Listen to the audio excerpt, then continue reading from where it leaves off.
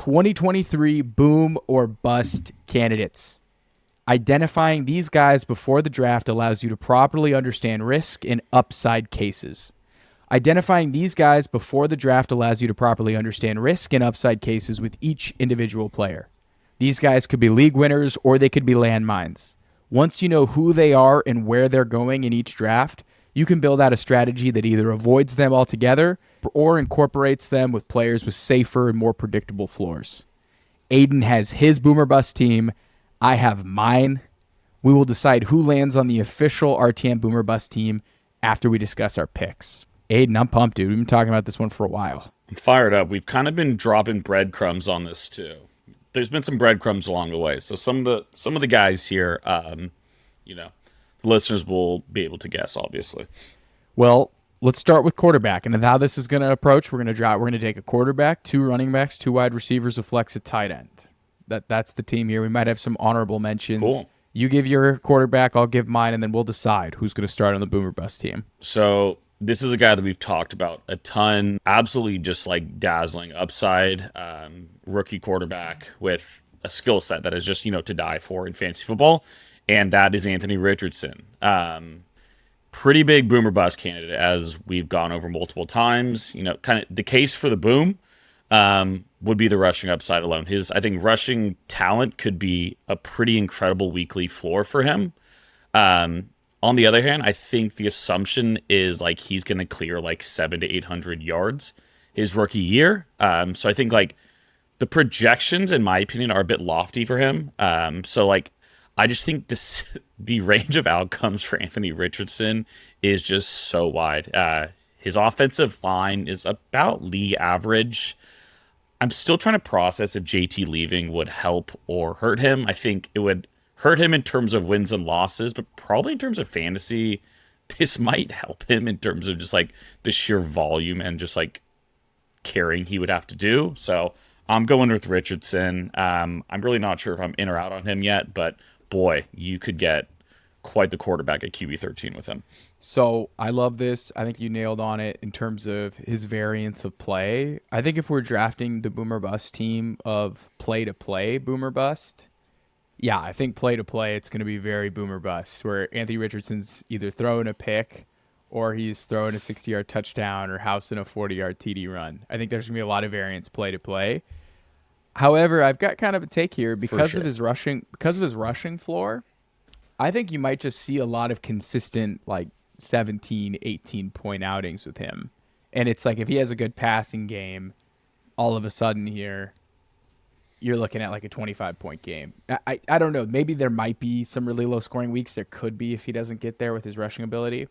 But I think his rushing ability and projected rushing volume do create kind of a floor that I do think might make him less of a swing. I think it just in terms of overall league winner, yes, he defines the boomer bust play. I have one here at quarterback, though, that I think is very much boomer bust in terms of this guy is either one of the sharpest picks in all of football, in all of fantasy football. I think I know who it is. And you're going to win. Or this guy legit puts up the Russell Wilson from last year. I think Deshaun Watson is like the definition I knew of it. boomer I had a bust. feeling you were going to go this way. Because if you look at what he did at the end of last year, he played 4 games. He scored 6 points, 17 points, 12 points, 12 points, 21 points, 19 points. There were some bad weather games, whatever, but he did not look comfortable playing in the National Football League last year. He's got a full off season now. He's got a stacked offensive line. He's got good wide receivers, a good tight end, a good run game. However, there's already some reports coming out of training camp that their offense is kind of out of sync. There's rumors that he doesn't gel that well with Kevin Stefanski's offense.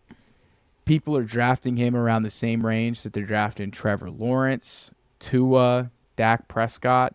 People are drafting Daniel Jones, and you know where I stand on this. So I think he fits the profile of someone like you draft him at the end of the year. It's like, yeah, Deshaun Watson was 90% of what he was in Houston, which is a top weekly 8 quarterback in drafts, and it was just the ultimate sharp pick. Or this guy just straight up went full Russell Wilson, and he forgot how to play quarterback. So that's why I think he's very, very boomer bust.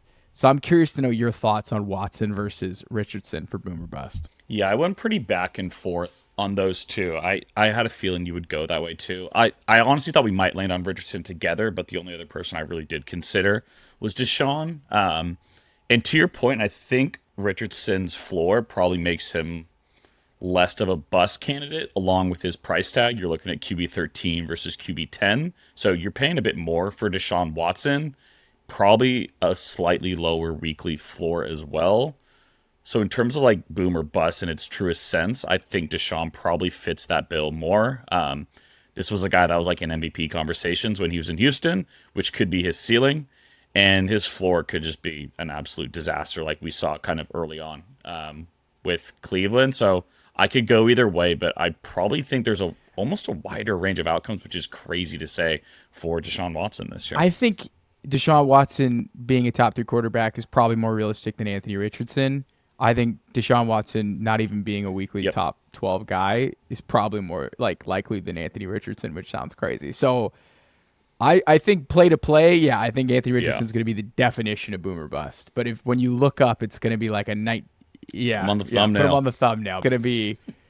It's going to be like a 19-point outing, like rookie Josh Allen. So okay, are we comfortable? Are we going to start Deshaun Watson on this team? Yeah, we're starting Deshaun. I know this sounds kind of nuts to come out here and say this, but I think Bijan Robinson is the starting running back on the Boomer Bust squad, and just let me lay my case here. And we're gonna have 2 running backs, and I might lose this one, right? But hear me Whoa. out here. Hear me out here. Bijan Oh Robinson, my. put this out here. Since 2012, running backs that have reached a 65% and 60% route participation and rushing attempts share have averaged 20.8 fantasy points per game.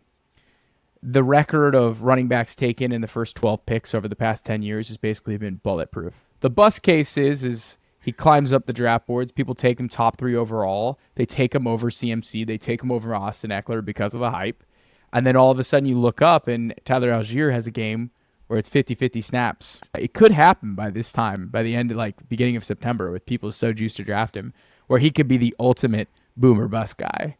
Those players where you have to know the risk that's associated with him, because there isn't as much risk associated with CMC and with Austin Eckler. But I'm curious to know your thoughts on that and who your lead back is on the boomer bust team. So I personally did not choose Bijan. I think especially in PPR leagues, he's going to be on the field a ton, catching passes and getting valuable touches. I think he's got a case for running back 1 this year. Okay. I don't think he'll be drafted as such, but if Bijan finishes as RB1, no one's going to be surprised given the draft capital they gave him, the type of offense that Arthur Smith likes to run. I don't know. I would say I see him as a safe running back per se, but for him to end up in like the bust category, he would have to probably finish outside of like running back 12 or like 15, and I don't really see that as a likely outcome for him, but that's my personal opinion on him. So I don't think Bijan is going to be the starting running back on this team. I just wanted to call him out because I know we have friends in our home leagues that are like, how high can I take Bijan? And some people want to take him over Tyreek Hill and Cooper Kupp. Want to take him over Austin Eckler. Let's not overthink this. I think the boom case is far more likely for Bijan Robinson. He's somebody I'd want to take at the back end of drafts, but just buyer beware. There is some inherent risk with Tyler Algier and Arthur Smith. That's all I'm going to say. I'll leave it at that. 1,000%. 1,000%. Aiden, who is your starting running back on the Boomer Bust team? So my first running back is someone that I think more of as a bust than a boom, but there's a lot of boom potential because of the guy that played in this offense before him that exited this offseason, and that's Alexander Mattison. I think this is someone that really has the fantasy community torn by. I'm personally on the bust side. This isn't a guy that I'm going to be drafting a ton of. But when you look at what Dalvin Cook did in this offense over the last 4 years, and you're kind of assuming he's stepping into that kind of workhorse role, Dalvin Cook in a PPR format the last 4 years was the running back 11, 16, 2, and 6. And everyone's pretty much assuming he's taken over the exact same role. You know, he's been a backup for all these years, but it's finally time for Mattison to get his shot.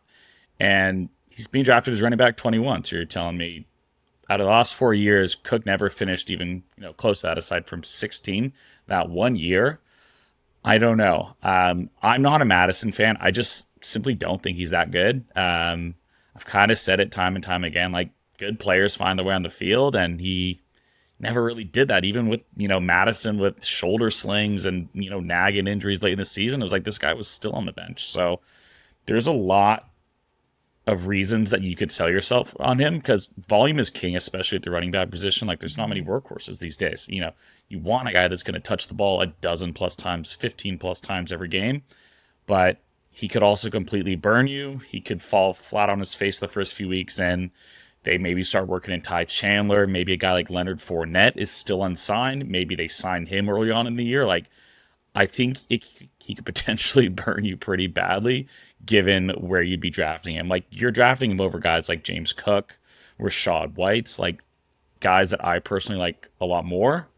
So you've got to be pretty comfortable with the risk you're taking and kind of the assumption that you're making in his role there. Yeah, What do you think about Alexander Mattison this year? I think he's interesting because he's like an arbitrage Najee Harris, where like Najee Harris, you got to take him in the third, and Alexander Madison's going to do a lot of the same stuff, where it's just volume, It's volume, just too volume. early. The competition behind him is non-existent. It's Ty Chandler, Dwayne McBride. It's non-existent. So he got a decent contract. You got to assume at the beginning of this year he's like the bell cow, like off the jump. Now, does he keep the I bell cow think so. job? Is he good enough to be the bell cow? Is his big performances he's had That's against the to be Seahawks seen. and Lions, and because basically if you look at all his games, they're always against the Seahawks and Lions, who have terrible rush defenses. So has he just had these Just big shit games teams. against bad rush defenses? I think he's actually a great boomer bust guy because I think on this podcast we've really just embraced the bust narrative that he is somebody we don't want to draft. However, he really could be solid. Like you go zero RB and it's like Alexander Madison, Oh, without a doubt, dude. Damian Pierce are your running backs, and you're just kind of off to the races there. So I think that's fair. Yeah. Let's keep that in discussion. My second running back here that I had for the Boomer Bust team is none other than Breece Hall. So you mentioned Alexander Madison backing up Whoa. Dalvin Okay. Cook. Yeah. You had backing up Dalvin Cook. Now we've got Breece Hall here, who before the Dalvin Cook signing was a big priority target for me in the third round. Now he's fallen to the fourth round, and now he might be a big priority target for me in the fourth round if I don't get a quarterback. Breece Hall was so good last year. When he started to get the bell cow shares of this offense, he was putting up RB1 numbers. He was somebody you wanted in the lineup on a weekly basis. His ACL tear, I think I still am not recovered from it. He would have won me some leagues there. I'm not gonna lie. I mean, if you look at some of his performances from week 2 on, RB14, RB12, RB15, RB4, RB6. He started to really hit home later on. He started to get over 66, 69, 67% of the snaps. It appears they're going to start him slow. He could be a guy that's like a league winner type at the end of your season.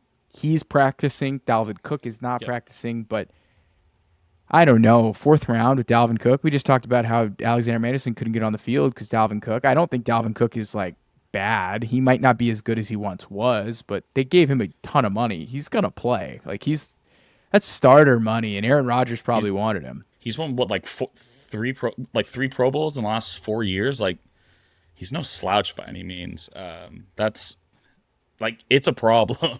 It's a problem whether we want to admit it or not.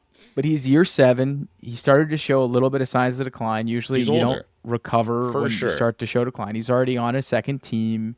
Um, he probably could complement well. Maybe Breece becomes more of the receiving back and gets the Aaron Jones type role, and then we're off to the races in PPR. I just think there's a lot of uncertainty in that backfield.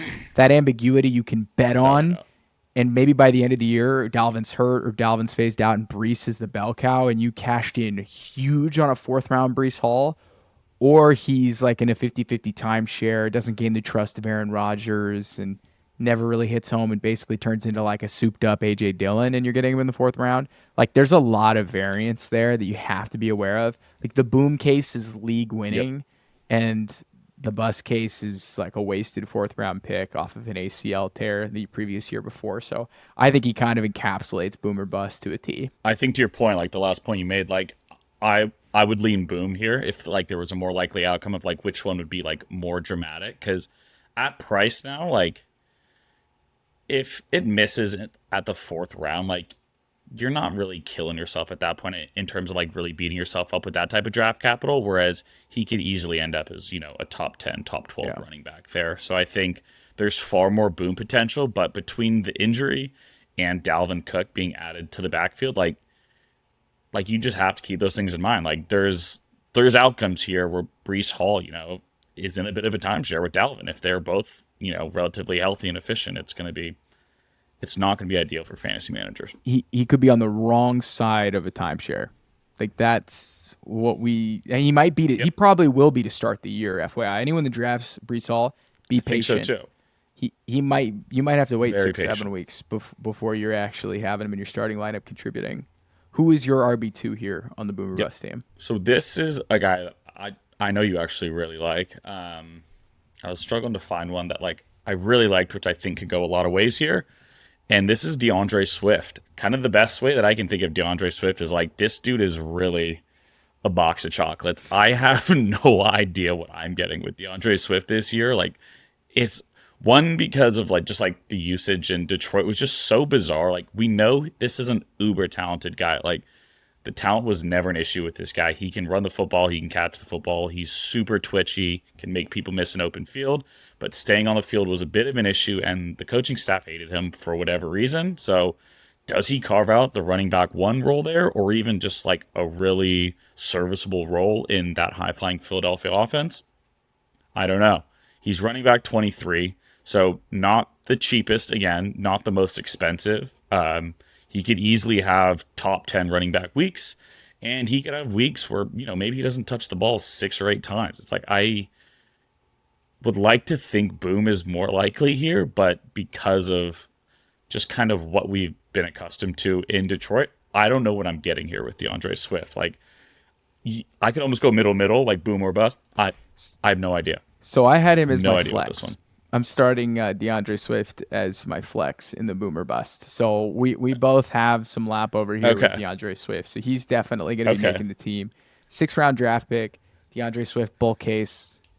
Guy basically every time he touches the ball creates fantasy points. I mean, like on a point per touch basis, he's one of the most elite fantasy assets you could have. Any game in which he saw over like 50% of snaps, the guy was scoring like 16, 17 fantasy points per game. All indications this is a committee backfield where Rashad Penny's probably going to get early base work, and him and DeAndre Swift will mix into early base work, and then Kenny Gainwell's going to play a lot of third down or 4-minute drill. So it kind of seems like DeAndre Swift's really going to have to win the base role job. Like he's going to have to straight up win Miles Sanders' role.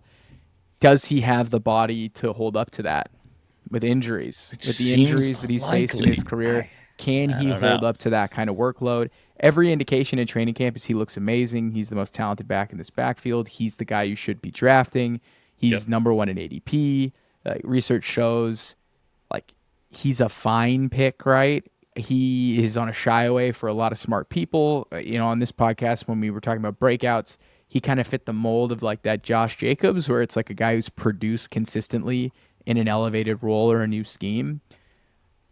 I think that if things run hot and break right for him, where he is getting the base down work, he's staying on the field, and for some reason the Eagles' pass rate is just way up and Hurts is comfortable checking it down, you're looking at a guy who could easily break into the top 12. He's that talented. Worst case scenario, this guy is like Jerick McKinnon without scoring the touchdowns, and you're drafting him in the 6th round. And or even like a Naeem Hines. Like worst case scenarios, he's just like a role player who gets manufactured touches for 5 or 6 touches a game, and maybe that helps them win games. But for fantasy, that's not going to help us. So I think he has to make the lineup here. So I don't know if we running back or flex him. Who was your second back again? I had Breece Hall. Let's figure out what the exact lineup. I think Swift will be either RB2 or flex, but let's see where we land with wideouts to see if we end up kicking maybe the third wide receiver to the flex or not. I have a feeling we're gonna have some overlap on wide receiver. I'll kick things off here. Let's just get the first one out of the way. Who probably should be on the thumbnail is Christian Watson. So Christian Watson fits the profile of a boomer bust guy. I think he had he had an over 10% touchdown rate last year. When you look at the run that he went on, it was special. If you had him in your lineup, this guy was just an absolute freak. multiple games with 2+ touchdowns. The run that he had at the end of last year, from week 10 on, he scored 32 points, 21 points, 21 points, 24 points, 8.6, 10.9, 2.1, and 16.6. A couple of those games, week 16 and 17, he got hurt in both those games. Only played 38% of the snaps against Miami and 60% of the snaps against Minnesota. In those games, he had decent target games: 8, 6, 6, 7, 6, 8, 5, and 6. So not bad, but he's winning on a lot of deep routes, right? He's winning on a lot of deep bombs from Aaron Rodgers. Fuck it, Christian Watson somewhere down there. I struggle with this one because I think Jordan Love has looked good in the preseason. I think that he could be comparable to Aaron Rodgers, but I don't know if Jordan Love's going to be teeing up deep balls to Christian Watson on an efficient manner. You know how hard it is to hit home on all deep balls? Like, it's asking a lot. But then, maybe It's hard. change It's it really around. hard. Maybe It's low percentage. yeah, maybe they use him more like they used him in North Dakota State, where a lot of crossers, a lot of manufactured zone stuff. Maybe they manufacture more end arounds for him. They make him the focal point of an offense. But this could be a slow-paced offense. This could be an offense that doesn't throw the ball a ton. This could be an offense that's super run heavy. So I think the case here for Christian Watson, where the ambiguity lies, is super talented guy. He had over 2.25 yards per route run. Rookies that do that on average go on to be really good as sophomores, over 16 fantasy points per game. You could draft him in the 6th round, so his concerns are baked in. He's already shown that he can dominate during stretches in the NFL. He's like already kind of a project. It's like he could take a year 2 leap, but again, a lot of systemic issues, concerns, question marks with that offense. This is a guy who could see 3 targets, 4 targets a game. And if he doesn't hit home on a touchdown, you got 6 points. But if he hits home on 2 touchdowns, he's got 25. And I think he, as it currently stands with his profile last year, is the definition of boomer bust. Now, it can change in the next 6 to 8 weeks as we learn more, but Yeah, that's my wide receiver one. It's like the two main things, which I pretty much had, was like Jordan Love is going to have to be at least like an average quarterback or better to really help Christian Watson. I think with his skill set, or his volume is going to have to increase dramatically as the touchdown percentage is going to decrease. Like, that's not sustainable. And kind of a third point, like, there's no telling who the top option that offense is going to be. Like, Romeo Dobbs has kind of been his guy in the preseason. He's been the highest rated wide receiver by PFF grades. Like, you've got Jaden Reed, you've got 2 tight ends. Like, who's to say he's even the top? Like, is he the most talented guy in that offense? Yes, like without a doubt. But who's to say he's going to be the top option in that offense? Like, it could be super run heavy. There's no telling how that offense is going to shake out. So to your point, like, I think the guy's the epitome. A lot of ambiguity in his setup, just like a lot of these guys we've hit on. We just don't know. We understand they're talented players, but we just don't know how they're going to be utilized, and we don't know what their offenses are going to look like. So I think he's a no-brainer choice here for the boomer bust team. Without a doubt. Who is your wide receiver 2 on this team? This guy's cheaper, so this is really more just of like a potential boom play. I've got Elijah Moore. Pretty much just like screaming up draft boards. Still cheap though these days. Like, you can get him around 8, round 9. So in terms of like the bust, if you miss on a round 8 or 9 guy, like, you're not missing a lot. But like, this is a guy that, absolutely struck flashes as a rookie in New York that we've been rating to finally explode onto the scene. He's finally freed and is in Cleveland now, who we're all kind of expecting to be much better this year, to put it just like in the nicest way possible. We're expecting Deshaun to improve. We're expecting Amari to be good, Nick Chubb to dominate the ground game. And Elijah Moore is slotted pretty firmly as the second pass catcher in that offense. So I think there's a lot of potential. Again, this is probably more on the boom side because, like, you can't really get burned on wide receiver 48. Like, if he misses on that, then so be it. You probably get someone off waivers. But I think Elijah Moore could finish in like the wide receiver 20s if all things go right for him, maybe even higher. Like, I think he's got a ton of upside this year. Yeah. So again, probably more boom, but I think there is boom or bust because maybe Elijah Moore just isn't good. Like, maybe that's why the Jets traded him. Maybe no work ethic. Like, I don't know. Like, typically, like, you don't trade that high of, draft capital without really seeing what you got yet. So it could just be bad, man. He's less of a landmine, but in terms of like boomer bust candidate, I totally see what you're saying. But yeah, in the 9th round, if he busts, what are you going to do? Even if Christian Watson busts in the 6th round, like, you took your swing. Watson's your wide receiver 3. You took a big swing, you went for it, you miss, pick up somebody up on waivers, you try and figure it out. My boomer bust guy here pains me because I love him. I've been pumping him up for months. He is somebody I'd love to draft a ton of, but he is He might be in my steaming up flex. draft boards. Like steaming up draft boards. On Underdog, he just jumped in.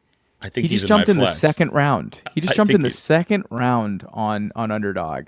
It's Calvin Ridley. Okay. He's screaming up draft I thought boards. you were I going to say love someone Calvin. else. I Okay. love Calvin Ridley as a player. I think the Okay. case that Gotcha. he booms is much higher. At the end of the day, I can't get the Allen Robinson training camp hype out of my mouth from last year, where this guy got steamed up the boards into the third round. He was supposed to be the early fourth or fifth round. Was supposed to be the perfect complement to Cooper Kupp, Yep. and he looked incredible in training camp. The reports have just been amazing, and then he stunk. He just flat out stunk when he was out there with the Rams. Now, we already saw it in the preseason game. He wasn't running his routes as sharp. It led to an interception with Trevor Lawrence. I don't know. I'm going to bet on Doug Peterson, Calvin Ridley's talent, and Trevor Lawrence that he's going to hit. But you're going to have people in your draft lobby that are going to take him in the second or third round, like early third, like take him over like a DK Metcalf. And it just seems really risky for a guy who hasn't played football in like 2 years. Now, I do think he will play well, and I love the setup, but it's a super risky pick to take Calvin Ridley in the third round. Like that seems really intense. In an underdog, you got to take him in the first two rounds, man. So that's why I think he's got to Yeah. be on the boomer bust team, because if he Yeah. I booms and agree. he's 2020 Calvin Ridley and you get him as your wide receiver 2, wide receiver 3, you are living. I think so But too. I'm not trying to say he's out. He's a much more talented wide receiver than Allen Robinson. Yep. But dude, the training camp hype has been insane. Who was your guy that you thought I was gonna guess? For sure. Okay. Who did you think? Who was your guy? That's wide receiver too, for sure. So I'll go with my flex here before we do tight end. As this guy's been steaming up draft boards too, and this is another guy that we've been pumping all off season. I'm pretty high on him. I know you're relatively high on him as well. Yeah. And that's DJ Moore. Wow. It's Wow. DJ Moore. There's an argument to be made, like maybe this passing offense just like isn't going to be better. Maybe they're just still very run heavy, and he's just not getting enough volume to pay off at wide receiver 22. Like for his price tag, there is an argument to be made that like he won't pay that off. But then on the boom side, you're banking on Justin Fields, becoming a much more serviceable passer. You're banking on that offensive line to give him time. DJ Moore to get, 1,000+ yards. He's done it multiple times with probably worse QBs. So I think there's an argument to be made that DJ Moore, climbs into the top 16, potentially even top 12 if things really went right for him in terms of volume.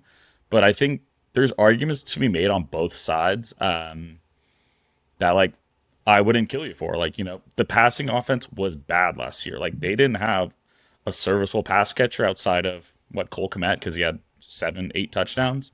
So I don't know. I think there's an argument there. Like it'd be hard to sell me on the bus side, but there is an argument there. He's creeping up into I have to draft him at his ceiling territory, and it was a lot better drafting him at his base Exactly. projection. So what I mean by that, base projection is like, It's the yeah, price tag now, which is base projection. We mean like DJ Moore is projected to have 1,000 Why- yards and yeah. 6 touchdowns, right? And then his floor projection is 800 yards and 4 touchdowns, but then his ceiling is 1,210 tutties. And we all think that ceiling is super high in this offense, but there could be a situation where Justin's not as developed.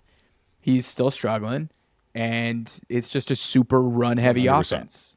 And Justin takes deep shots, and DJ Moore's still really good, and he's still like a wide receiver 2, wide receiver 3, but there's like starting to be borderline wide receiver 1 and you got to temper those expectations, right? The preseason touchdown did not help. He pretty much shot up like a full round. It's not ideal for the price tag. Just so dumb. People are like, "Oh, he's good." Yeah, he is good. I think people just had to He is visualize how good he is. Okay, and the vibes have been great. Great. I think he has a candidate to boom more than bust, because we've just I been think so, waiting too. on DJ to be in a good situation. Right? And he's still 26 years old too. So moving on to tight ends, we're still going to decide who's going to start at running back, wide receiver, but we might have different tight ends here. So we want to make sure we're not icing out any potential tight ends on the Boomer Bust team. I have a feeling I know who yours is. I don't think you know who mine is. So I love this guy. I think this is a no-brainer in terms of boomer bust, given what he's accomplished and his injury history. It's Darren Waller. I think Darren Waller is about as boomer bust as it gets at the tight end position. I think there's a path to him leading his team in targets and being a top 2 or 3 tight end in fantasy football. There's a chance Darren Waller, injuries flare up again, and this dude misses, half the season, and you just burn some money on tight end 6. So I think there's a pretty wide range of outcomes for Darren Waller. I'm pretty all in on him personally, but you could argue both sides. You could argue both sides with pretty good points for it, and I'm all ears for both ways. 5th round ADP now, and it hurts me to say it. Yep, fifth round ADP now. So you gotta pay up. You gotta pay up. That preseason drive was pretty impressive. I'll leave it at that. I'm starting to feel like those 3 catches. I'm starting to feel like he's gonna boom. I think the only way he doesn't boom is if he gets injured. I think so too. I think the only way if he's healthy, he's going to absolutely smash. I don't really see a world where if he's healthy and Dable's scheming him up and he's gonna get like 9 targets a game as a tight end. I think he's gonna boom. I really do. But the soft tissue injury, he's a little bit older. There's definitely concerns. He could legit challenge Kelsey if he has his ceiling outcome is absurd. He could go stupid. Yeah, he could go nuclear. He could go insane. He could go nuclear. I'm trying to think of whose yours is. It's and not I think Kyle. I might know who it is. It's not Kyle Pitts. No, it's not Kyle. But it is someone in the top 10, correct? Yeah. Oh, yeah. He's been one of the top tight ends of the past decade. No. No, not. Is it Kelsey? No. It's not Kelsey. Wow. It's probably the second best tight end in the past 5 years. Then Falkinson. No. Come on. You're forgetting about George Kittle, man. You're talking about no fear George Kittle. Okay. Yeah, I'm talking George Kittle. I wasn't even thinking that. I thought you were going to do it to Falkinson. No, I think Bawkinson's the exact opposite of boomer bust, where it's he's just going to get 13 points a week no matter what. He's going to get a ton of volume. Set it and forget it. Oh, George Kittle, I can for sure get behind this one. George Kittle last year saw his lowest target percentage he's ever seen since his rookie year. He's the 4th target in some games in this lower volume passing offense that doesn't move the ball super fast. And he ran super hot with touchdowns last year with Brock Purdy. He caught 11 touchdowns, and it'd been a while since it'd been George Kittle has been getting a ton of yards and catches his whole career, but hasn't scored any touchdowns. So he finally saw some positive TD regression in his career. So that was cool. But he basically got home on touchdowns last year. And anyone took him in the 5th round probably didn't make the playoffs. But then if you made the playoffs with Kittle, you probably won in the playoffs because he was just rampaging through the playoffs. He was just absurd, which is just... If you somehow made it, it was a miracle, but it paid off for sure. Yeah, he brought you home. He's the definition of boomer bust. He's going to have a low volume role. Some weeks he might go for 6. Textbook definition of boomer bust. He's starting to get a little bit older. Darren Waller feels like a safer bet. Dallas Goedert kind of seems like a younger version of Kittle. Pat Freiermuth kind of has the same setup as Kittle. He's just less athletic. It just kind of seems like somebody who could be a landmine in the 5th round of drafts, in my opinion. A lot of people have been fading Debo. I think it's more of fade Kittle, honestly. I just kind of think that's the setup. But he might score again. Yeah. They kind of just scheme him completely he's not a part out of the game. He's not part of the game plan, dude. But he might have a 3 touchdown week. And Purdy loved him. Purdy was feeding him last year. And if Purdy is as good as he was last year in the red zone, and all reports in training camp say Brock Purdy's still really good in the red zone, George Kittle's going to score a lot of touchdowns again. But he's going to need to score 10, 11 touchdowns again if he wants to hit home at his ADP. So I think he's just that textbook boomer bust at tight end.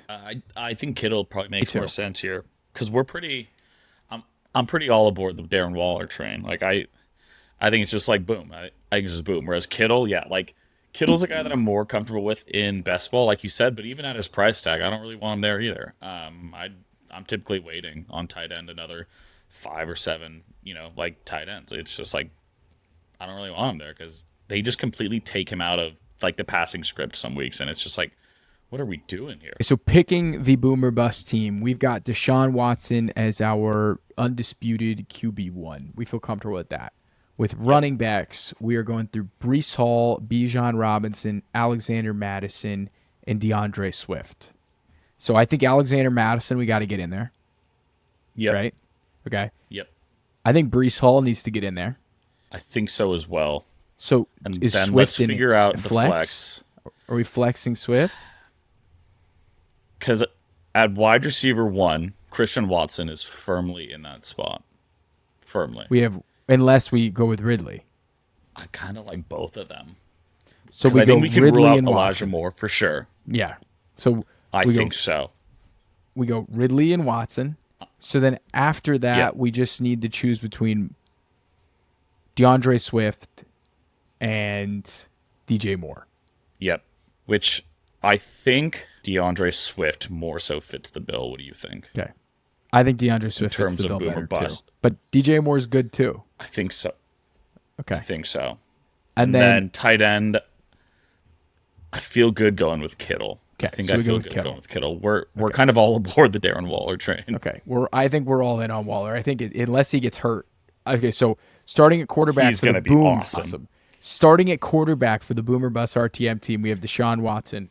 At running back 1, we have Breece Hall. Running back 2, Alexander Mattison. Wide receivers, we have Calvin Ridley and Christian Watson. At tight end, we have George Kittle. It's pretty good. That's a pretty good Boomer Bust team. If I drafted that team, I'd be pretty juiced. It's pretty solid. But I would be on the edge of my couch every single Sunday because I have no idea what I was going to get. And this doesn't mean don't draft these guys. It just means be prepared. 5th, 6th, 7th round. You're going to have some really good options. You're going to have some safe ones, high upside. If you're going to take a Christian Watson, make sure you have someone that we think has a safer floor, right? That you can mix him in with, like a Keenan Allen, right? I was literally thinking that exact same name. It's funny you said that. Faden, anything you got to say for the listeners? Lock in, man. Lock in. 2 weeks and some change before the sweet NFL season arrives. So take it in. It's time. Lock in, baby. If you haven't subscribed yet, you know what to do. Hit the subscribe button. Until next time, everybody.